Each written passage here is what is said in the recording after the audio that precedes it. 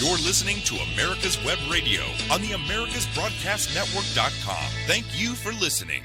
Welcome back into the Doctor's Lounge. I am your host, Dr. Hal Scherz.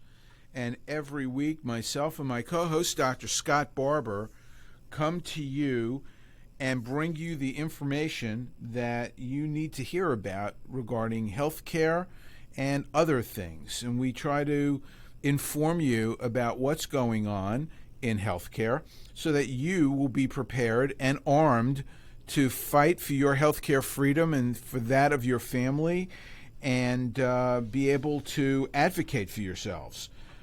We talk about the doctor-patient relationship, and we talk about freedom in healthcare. And the show is brought to you by the Docs for Patient Care Foundation, which is the only physician-led healthcare think tank in the U.S. We are still going strong, and now more than ever do you need us and what we bring to you. So please go to our website at www.d4pc foundation, that's d4pcfoundation.org, and contribute something. I have talked to people over the past couple of months, and to my great shock, amazement, surprise, and honor, they tell me they listen to the show and they are fans, and so I'm sure that there are others of you who are as well. And if you like what you're listening to and want us to continue, please help us out and go to our website and contribute something. It could be $10 or $100 or $1,000, but this is what we need to help to get the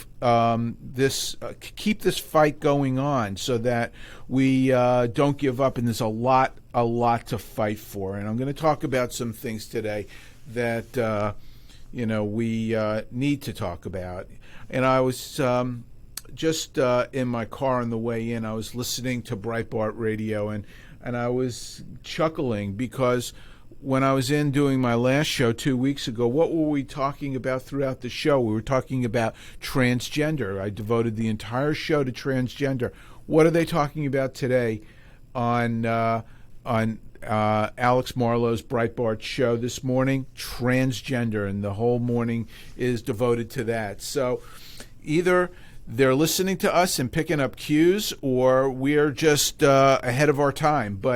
But we talk about the things that you are needing to know about. We are timely and trying to do the best that we can to inform you.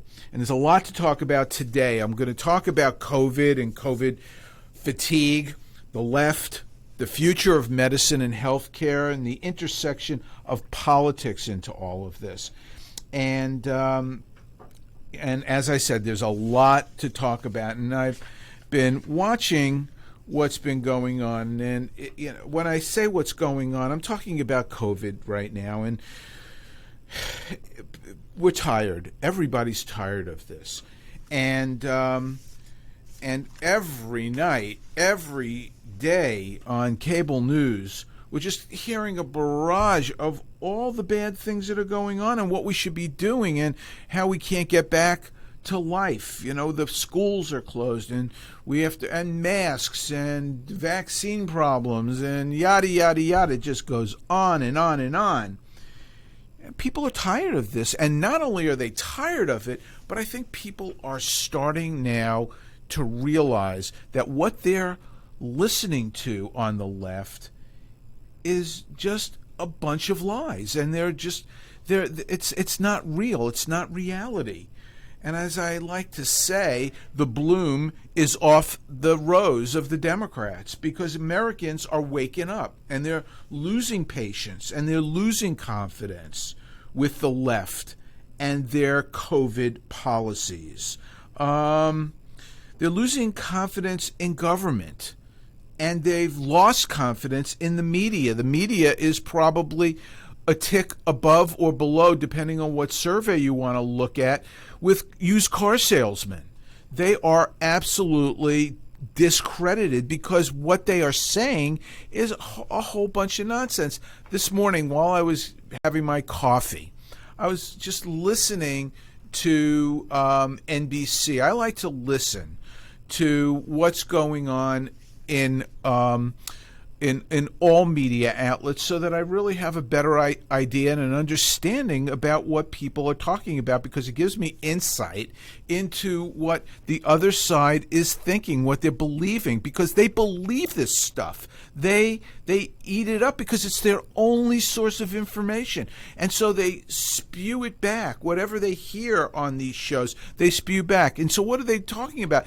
Today they're talking about the new vaccine, the Johnson & Johnson vaccine, and they're citing statistics from a couple of papers that have not been peer-reviewed, that have not yet been published, that basically is just a bunch of garbage.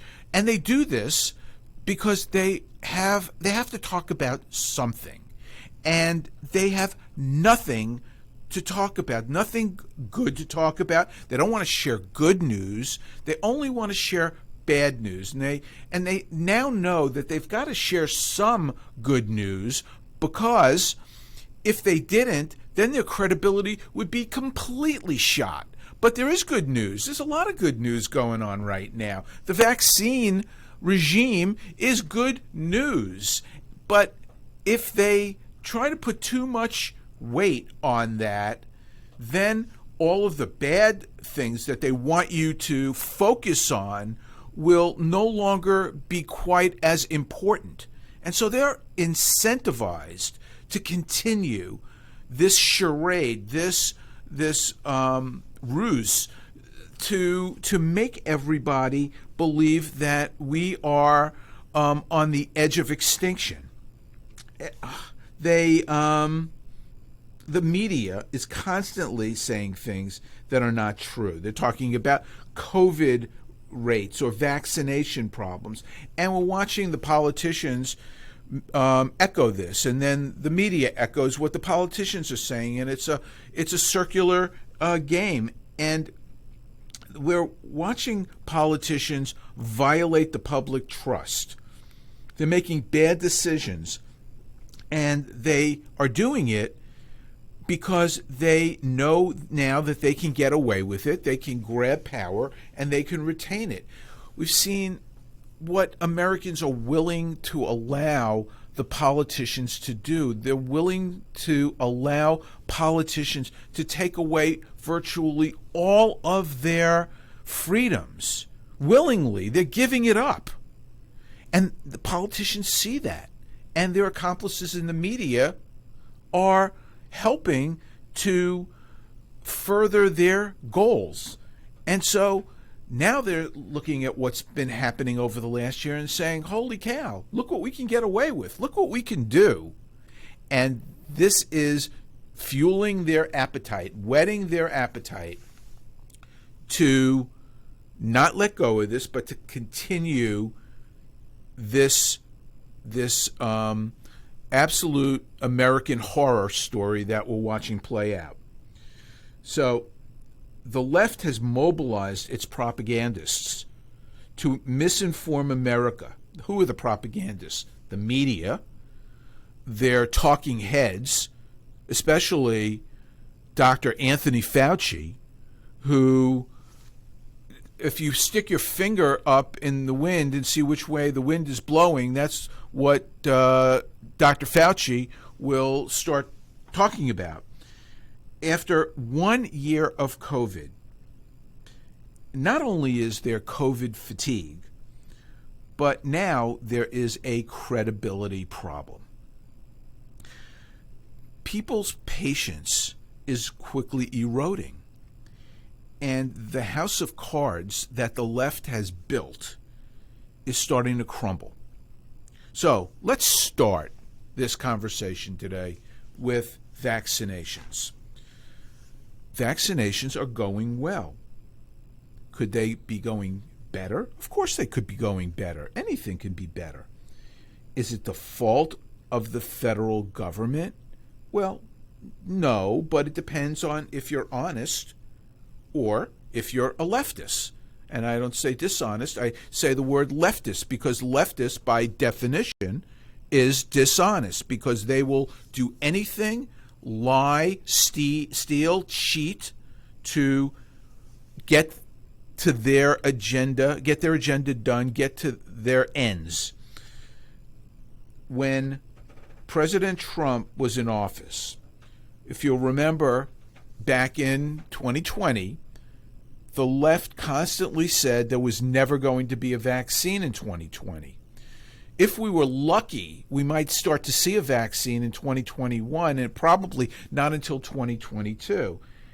And Trump said, no, that's ridiculous. That's a lie. And the media, they continued that lie. And in social media, anybody who refuted what the mainstream media position was getting doxxed. They were getting canceled because they were saying things that the left didn't want you to hear.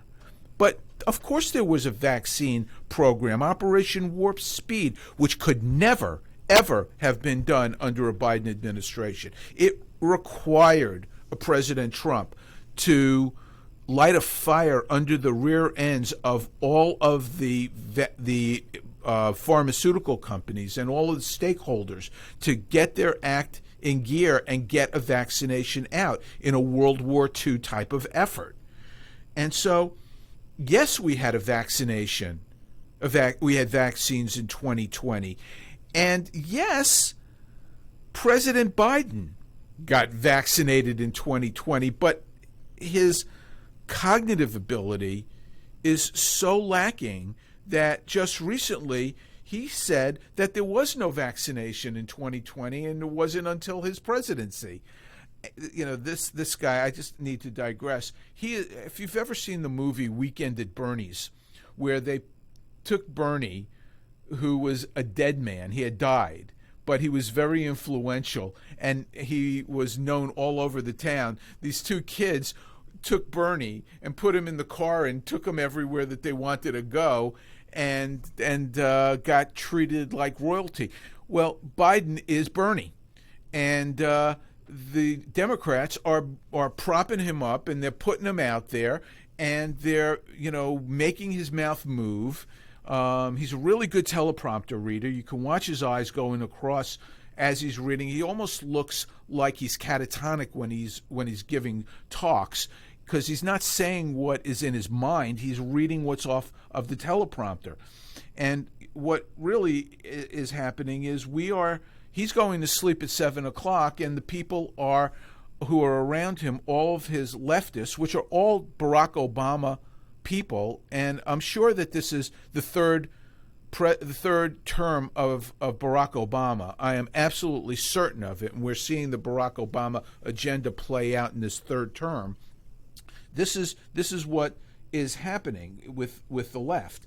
But getting back to the vaccinations, the thing that has been happening is that Biden said that there were not going to be vaccinations until he became president. And of course, we know that this is a break from reality. But in the meantime, the vaccine program, the vaccine rollout is not the fault of the federal government, and I don't really fault Biden for the fact that it's not going well in some states and it's going better in other states, because it's a state issue. It was never the role of the federal government to make sure that a vaccine got in the arm of every individual. It was the role of the federal government to make sure that there were vaccines that they could distribute to the states, and then it's up to the states to make sure that the vaccination program ran smoothly. Now, if it's not, you need to be concerned about the leadership in those states. If California and New York and New Jersey are not going well, it's because their leadership stinks. In Florida, it's going really well. Now, it could be better. If there was more vaccine available, it would be even better than it is.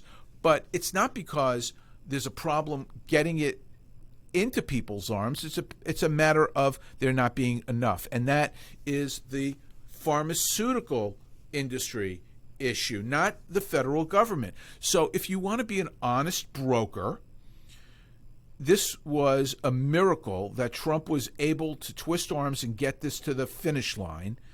It was not his fault that everybody doesn't have a vaccine in February 2021, because according to the left, there wasn't even supposed to be a vaccination at this point.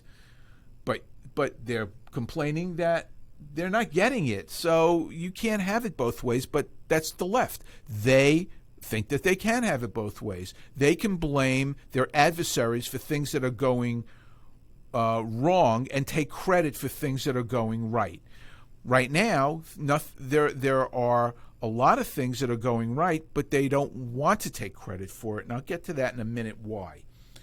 But in other parts of the world, the vaccination programs are going great. Take Israel. In Israel, 50% of the country has been vaccinated. Hospitalizations across the country has dropped by over 90%. And in the vaccinated population, hospitals and deaths are almost non-existent now. Hospitalizations and deaths are almost non-existent. Great Britain, just 2 days ago, reported a dramatic decline in their COVID cases since the initiation of their vaccination program. Vaccinations work. And the irony is that we're seeing the same thing here in the U.S. COVID-19 cases are declining. They are declining. Hospitalizations are too. And so are the rates of death. And it's consistent with the vaccination regime. And it appears to be that the difference that we're seeing in various states is a function of the efficacy and efficiency that those states are having getting vaccinations to people. And what's also interesting is that the states that did not lock down are doing better right now than the states that did lock down. But the media is not celebrating the progress that we're making. And what are they doing instead? They're focusing on the 500,000 people, the 500,000 American deaths. You know, they're not talking about the rates coming down. You know, every night on CNN we saw during the Trump presidency how many people were dying. We saw the little counter on the side of their quote news programs. We don't see that anymore because Biden is president, and that would look bad. But this good news that we're seeing around the world with rates coming down, probably because of the vaccination regime, are not being celebrated. Instead, we're memorializing the 500,000 Americans who died. And the White House is putting on a memorial event for these people. Now, please, I am a physician, I'm a healer, and any death is one too many deaths. I spend my life trying to preserve life and limb. And it is a horrible thing, and I have friends who have lost loved ones. Thank God I have not in my immediate family, but I have friends who have. And it's horrible. But is the White House putting on a memorial event for the millions of people who die of cancer every year? Is the White House putting on a memorial event for all of the people who have died in traffic accidents, or all of the veterans who have died defending our country? No, they're putting on this to keep this in the focus of Americans, because they want you to understand what a catastrophe this is and how bad this all is for our country. It's a distraction. Don't pay attention to what's in my right hand. Look at what's in my left hand instead. It's misdirection. The left, the media, the politicians, those who are their allies, they want to keep everyone in a state of depression. They only want to report bad news. Don't give anyone any hope is how they go through their day every day. So in this way, they don't have to answer to critics about what they're doing with their policies, because we still have a giant problem in our hands. So don't question what we're asking you to do, because we've got such a huge problem, a catastrophic issue that is hanging over our head and can destroy our country if we don't work together and do what we say is necessary to get us through this issue. So they don't have to answer the question why we continue to allow the governors or mayors to keep businesses closed, like restaurants, but they allow people to congregate in other places, including eating in places like Costco. You can eat in the food court in Costco, but you can't go to a restaurant. How insane is that? What does that even say? They don't have to answer that question because they say that this is important for public safety. They don't have to answer the question, why aren't all schools open? Because, oh my God, the teachers. We have to protect the teachers and the children. But the tide might be turning because people are beginning to see through the lies. And this is where the bloom is coming off the rose. The tide is turning. Governor Cuomo is facing charges. People are now starting to come at him, even people in his own party. Just last night, there were reports that came out about sexual misconduct, sexual harassment from the governor, who said, you've got to believe the woman, who said that his administration was going to be the most progressive administration against sexual harassment and discrimination. So what's happening right now in New York, they're trying to strip him of his emergency powers. People are seeing through the lies in California. They're trying to recall the governor there because they realize what a hypocrite this guy is when he's saying that people need to stay home and he can go eat in a 3-star Michelin restaurant in a small room with a small group of friends. The tide's turning in Michigan, where the legislature tried to strip away emergency powers from Governor Gretchen Whitmer. But unfortunately, she let the bill sit on her desk until the end of the session and then vetoed it the last day, not giving the legislature the ability to override the veto. But the tide is turning. People are seeing through the lies. We were told that we needed to bend the curve. We bent the curve. We were told we needed to wear masks. We're wearing masks. We needed to stay home. We stayed home. Couldn't go to school. We didn't send our kids to school. But wait, everything will be well when we get the vaccine. The goalposts kept moving. But when we get vaccines, everything will be okay and life will go back to normal. But that's not what they're saying now. They're saying that we can't go back to normal, even with vaccines. We have to wear 2 masks. The great Fauci is saying wear 2 masks. 3 might even be better, because there are new strains that we have to worry about. 2 new strains identified in New York City last night. So we need to be worried. We need to continue to be vigilant. We can't let our guard down. This may continue to go on for the rest of 2021, maybe 2022, maybe forever. Schools can't open until all teachers and students get vaccinated. And the schools are retrofitted with HEPA filters. And of course, none of this is happening. This is all misdirection.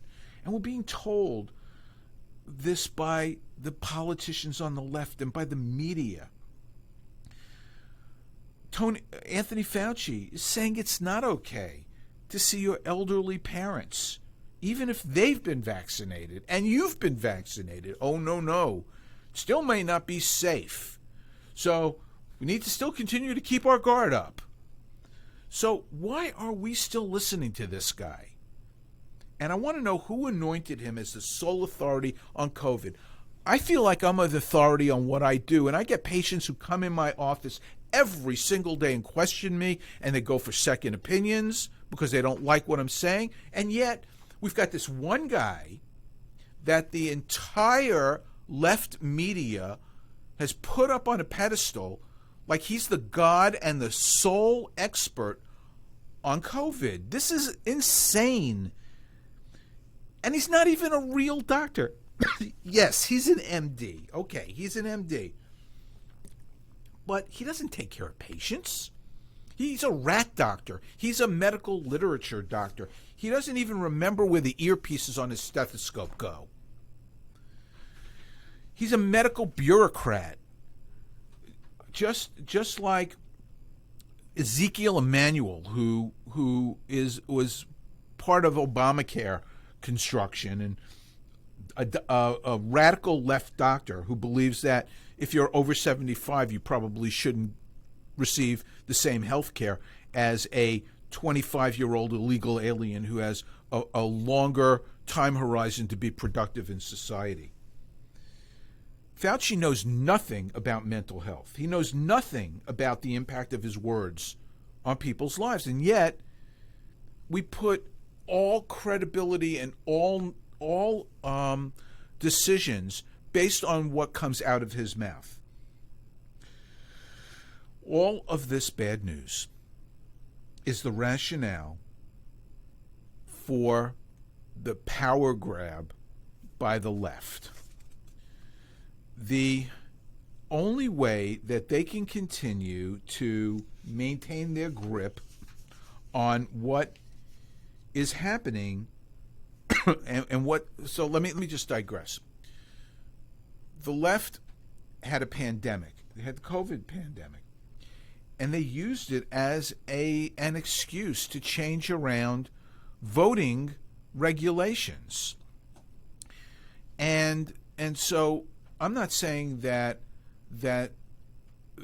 I'm not going to say that the election was stolen, but what I will say is that there's a lot of funny business that have went on because of COVID, allowing anybody to vote, allowing people to get ballots in their mail. I received 3, and I didn't request any. So COVID gave the left an opportunity to grab power, and they saw that people were compliant and would allow it to happen. And now the only way they can continue to retain power is to convince the public that we're still in the grips of a absolute catastrophic event that could ruin our country. We've got a lot more to talk about regarding COVID and this in the next segment, so please stay with us. Perhaps you are struggling to cope with the disease of addiction. If not, you probably know a family member or friend that needs help in battling the cravings and the personal and professional damage done by the effects of drugs or alcohol. Get a pen and paper and be ready to write down the following. These are the issues that the trained staff at the Atlanta Healing Center address and treat every day. Their doctors and counselors with over 40 years of practice in the field of addiction can treat the suffering individual in a thoughtful. Hello, I'm Dr. Mike Karuchak. Have you ever wondered what doctors talk about amongst themselves? If you do, join us on the Doctor's Lounge and hear the doctors' conversations amongst themselves. Join me and my co-host, Dr. Hal Scherz, every Thursday morning, 8 to 9 a.m. The Docs for Patient Care Foundation is your way to join the fight and become a member of an organization created by doctors for patients dedicated to fighting for your healthcare freedom and preserving the doctor-patient relationship. Get a pen and paper. Write down www.docsforpatientcarefoundation.org. That's www.docsforpatientcarefoundation.org. Go to our site and please make a generous tax-deductible donation and join the fight today. Thank you.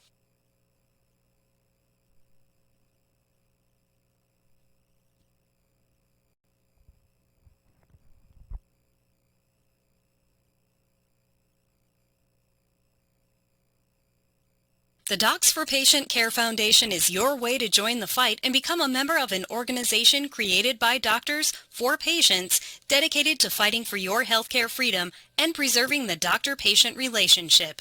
Get a pen and paper. Write down www.docsforpatientcarefoundation.org. That's www.docsforpatientcarefoundation.org. Go to our site and please make a generous tax-deductible donation and join the fight today. Thank you. You're listening to America's Web Radio on the AmericasBroadcastNetwork.com. Thank you for listening. We're back in the Doctor's Lounge. We're talking about COVID, the COVID fatigue that Americans are facing, and we are talking about how the left is continuing to perpetrate this. I don't want to say it's a lie because it's not, but what I think that there's light at the end of the tunnel. We're turning a corner. There's good news to report, and the left and their public relations arm, the mainstream media, are determined to convince Americans that we are still right in the middle of the throes of a catastrophic event that could destroy us unless we all pull together and we continue to do what they say we need to do, even if it means mortgaging our future, even if it means sacrificing our children, even if it means giving up our liberties. This is what the left stands for. This is what they want. It's total control. It is absolute power. And they want to see their adversaries completely eliminated so that they will retain power for the foreseeable future. This power struggle, this power grab, is the next step in this after convincing the public that we are nowhere near turning the corner, is the COVID relief bill, the $1.9 trillion relief bill being pushed by Biden and the left. And you have to, again, I've said this earlier, I've said this in the past, this is the left pushing this. I don't think Joe Biden, without his little card that he keeps in his pocket, could give you more than two things that are listed in this bill.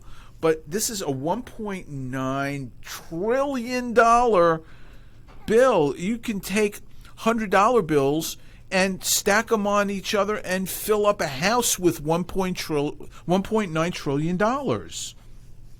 This is more money than people can even conceive of.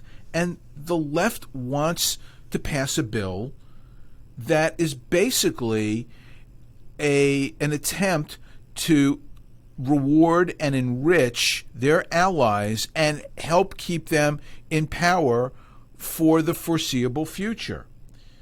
Out of the $1.9 trillion relief bill, there's definitely money in here that is going to help people who need it. I'm going to go through a bunch of statistics real quick. $75 billion for vaccines, treatments, testing, and medical supplies. $19 billion for public health, both state and community health departments and health centers. $6 billion for Indian health, $4 billion for mental health. $7.2 billion for continued help with the PPP program. $15 billion for economic injury disaster loans, $26 billion to restaurants, bars, and live venues, and $15 billion to airline payroll support.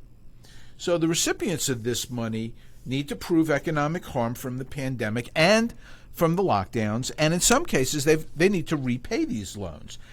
No problem here. What we're really talking about in this segment of the bill is probably about $200 billion. So this is where the real COVID bill ends. The rest of this is giveaways. Now, putting money in people's pocket. $413 billion goes out in the form of the $1,400 to every man, woman, and dependent in the country. It's phased out at about $75,000 of individual income, but you could make $60,000 and get this money. You might not have any need for the money, but it's coming to you. And you don't have to show economic need, and you don't have to pay it back. It's a giveaway.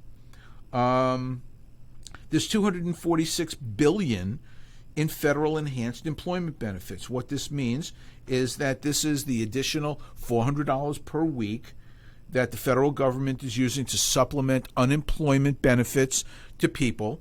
So what that means is that they're going to be making more money staying unemployed than they will in their job. And so this is going to actually increase unemployment and decrease the labor force. It's not going to help the economy. It's going to hurt the economy.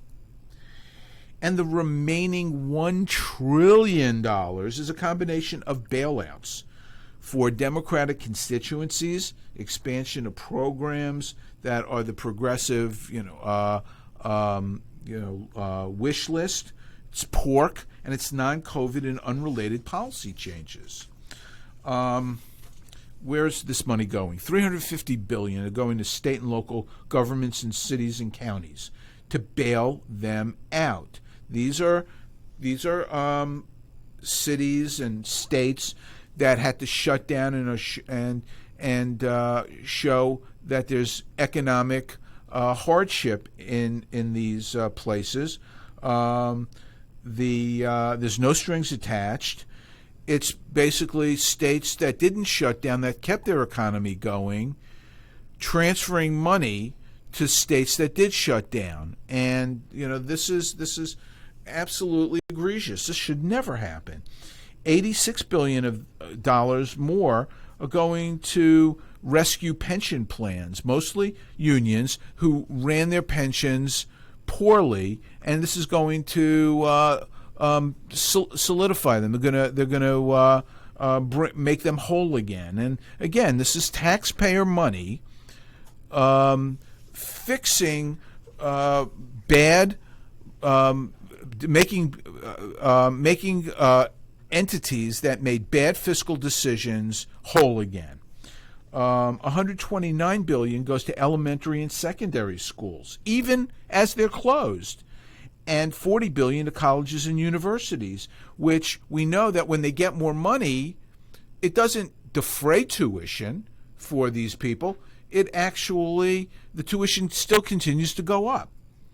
And this is already added to the $113 billion that has been already allocated on the first COVID bill, and most of it hasn't been spent. And this money is likely going to be spent, almost all of it, between 2022 and 2028, well after the pandemic is over, hopefully. $35 billion is going to be used for Obamacare. They're going to try to prop it up again. They're going to use it for people to offset the premiums they have to pay. It's going to make it easier for people who exceed the 400% of the poverty level, which right now is at about $95,000. They're going to allow people who make more than that to be on Obamacare in an attempt to push people out of their employer-based insurance into the federal system. This is the Trojan horse. This is the attempt to start moving people into a government-run healthcare system. It's going to lower the amount, this bill lowers the amount that people need to contribute out of their own pocket toward their health care from 10% to 8.5%, again, making it easier for people to be more dependent on the government dole. $15 billion of this is being used to expand Medicaid. There are states that did not want to expand their Medicaid program because they did not want to be responsible for the money that would be needed to pay for that. Well, this $15 billion will push some states to throw their hands up and say, okay, we give up. We're going to go ahead and expand Medicaid. And this is going to be, again, in perpetuity. $39 billion to child care, $30 billion to public transit, $19 billion to rental assistance, $10 billion for mortgage help, $3.5 billion for food stamps, $1 billion to Head Start, $1.5 billion to Amtrak, $50 billion to FEMA, $1 billion for World Food Assistance. This is in addition to what's also in there, which is the $15 per hour minimum wage, which is going to actually cost the nation about 1.5 million jobs because businesses can't afford to keep on people at $15 an hour. And then there's all the pork involved, the pet projects for all of the senators and congressmen in their constituencies for millions and millions of dollars to do nothing that has to do with COVID relief. So this is the next phase. The pandemic is not over. In fact, we may be seeing a new phase in the pandemic, people. So wear your triple masks, and it doesn't matter if you've got vaccinations, get them, but it doesn't matter. They know that they're not going to say don't get them because that would be medical, it would be political, it would be humanitarian malpractice to say otherwise. But they can convince you that despite your vaccination, that we are still in dire straits, and you've got to do what we say, and you've got to let us do what we're doing. We're doing the work for you people, and this is part of it. This COVID relief package is what people are asking for. Well, they're not asking for all of the garbage that's in here, and if people knew what was actually in this bill, I would say that very few people would support what the left is trying to do. What else are we not hearing because of manipulation of information by the media? How about treating patients with COVID? We're talking about the vaccination, which is absolutely critical to prevent people from getting COVID. But what about if you have COVID? What do you do about it? You never hear anybody talking about how do you treat it. There's no disease. God, there's nothing in medicine that doesn't have some kind of recommendations about what to do if you get it. Every night on TV, we are hearing all of this alphabet soup about new diseases, ED, LSPD. You hear every problem has a letter attached to it, and we're hearing about drugs for them, and we're hearing about ways to prevent it, and programs to detect it or programs to manage it. You're not hearing it with COVID. It's the only problem that is in American society where the treatment of it is completely disregarded. It's completely ignored. Why is that? Why are we not hearing anything about this? Why is it that any doctor who wants to talk about this is canceled by social media, or worse, they could be fired by a university or by their hospital because they dared to go against the left orthodoxy and to actually suggest that maybe there's something we can do to treat people who have these problems. How insane is this? If this is never happened in our country, never in the history of a disease or medicine, where you can't talk about how to treat it. Peter McCullough is an internist and an epidemiologist at Baylor, and he's been leading the charge for at-home treatment of COVID-19. He has testified in Congress about his experience doing so, and he makes the case that there are effective treatments for patients with COVID.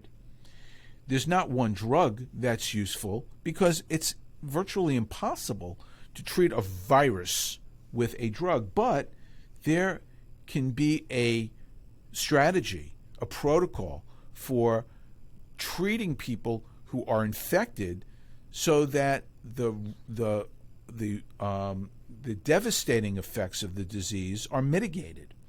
He makes the case that there are generic off-label drugs that can be used in a sequential manner in a multi-drug approach that consists with using intracellular anti-infectives as a first line, then steroids, then blood thinners, and on top of this, use as the base a constant program of nutraceuticals, and this will help protect against tissue injury.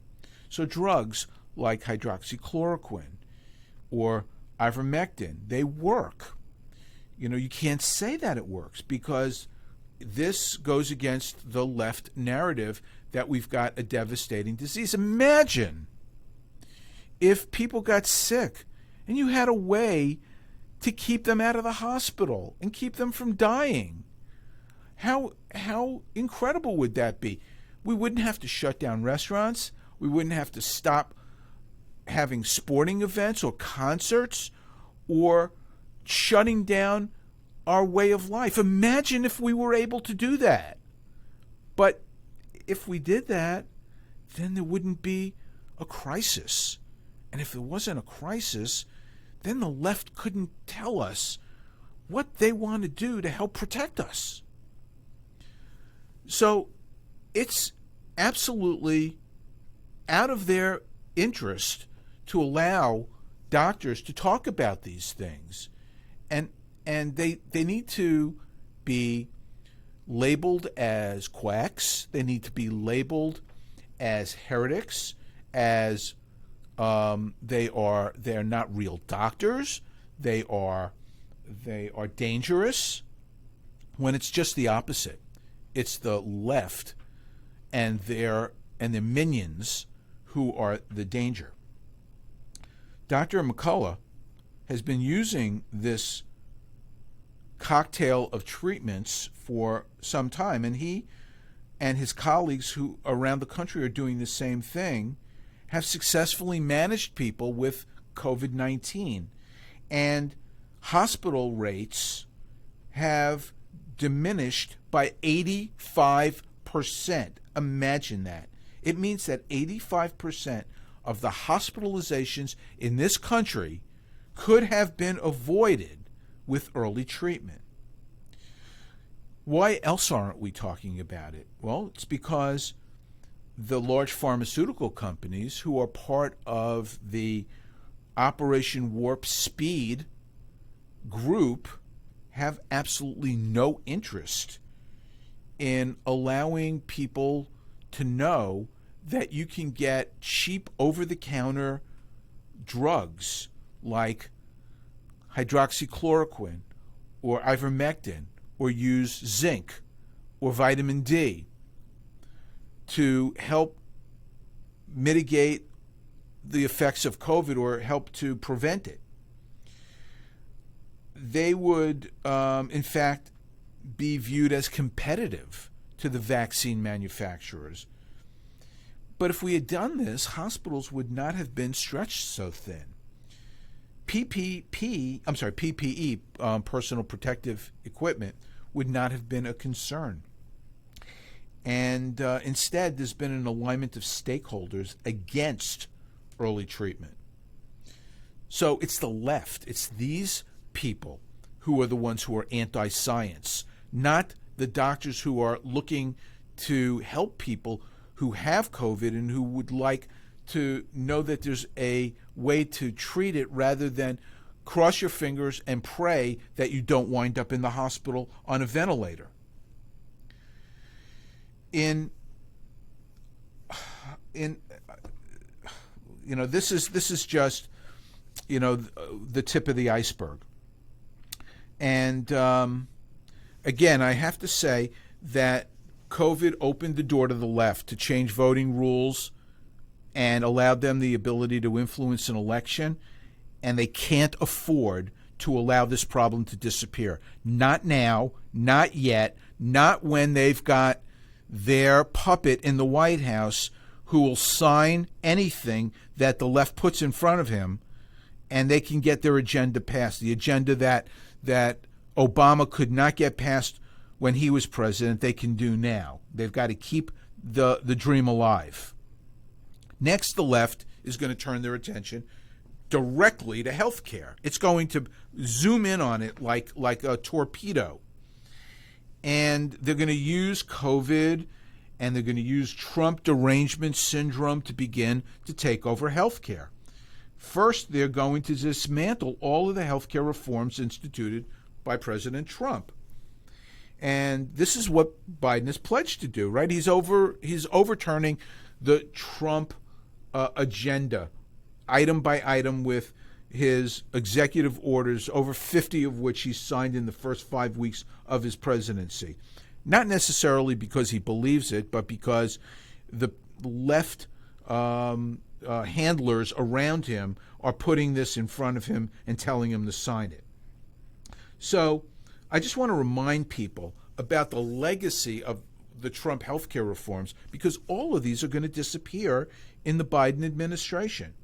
Virtual medicine, being able to do telehealth, employer-funded accounts to pay for primary care, health savings accounts for chronically ill people, expanded Medicare plans, short-term health plans, which allowed people to buy just the insurance that they need, mandatory posting of prices so that we have price transparency and can get away and can put a stop to surprise medical billing. Waivers so that states could take care of lowering the cost for patients with high ticket health care.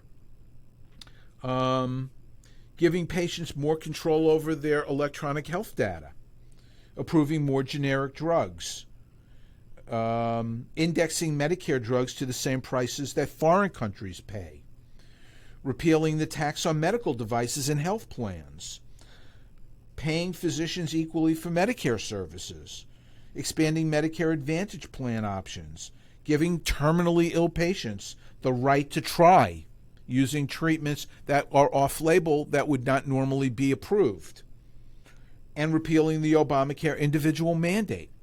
Every single one of these is going to disappear, and this is going to leave Americans with less healthcare choice, less freedom, and more dependent on what the government decides to give to patients. So we're nearing the end of the show, and I've said a lot about COVID fatigue, about the reason why we are still in the throes of a pandemic that actually is turning the corner, and we're seeing light at the end of the tunnel, but the left doesn't want you to know it. And they are invested in continued depression and despair on the part of the American people, but Americans are no longer willing to continue to allow this to happen. They are not buying this anymore. And so that means fighting back. And New Yorkers, Californians, Michiganders, they're starting to fight back. This needs to be something that happens all over the country in every aspect of leftism. An article came out which just blew me away, which I wanted to just bring up, and I'm going to devote an entire show to this in the future. And the title of the article is that health insurer demands doctors accept, quote, woke, end quote, training. Let me say that again. Health insurer demands doctors accept woke training. What does that mean? Well, this article is saying that Blue Cross and Blue Shield of Michigan has ordered physicians that are credentialed in their health plan to undergo a training program to reflect on their unconscious bias against people of color and to learn bias-busting strategies. This, in my opinion, is the line in the sand. I don't need an insurance company to tell me that I need training in wokeism or I can't participate in their health care plan.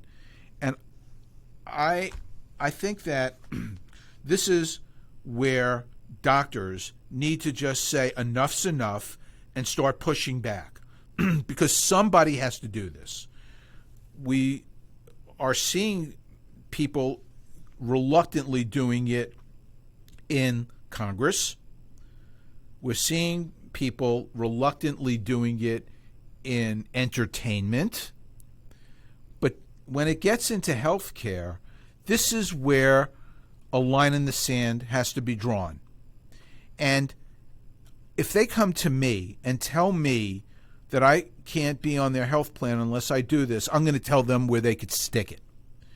And I want every doctor to do the same thing and stand up for our rights and the rights of our patients. We do not need insurance companies telling us what we have to do in terms of being woke, because that is the beginning of the end of medicine in this country. So this is the beginning. I mean, it's happening in universities. It's happening in high schools and secondary schools.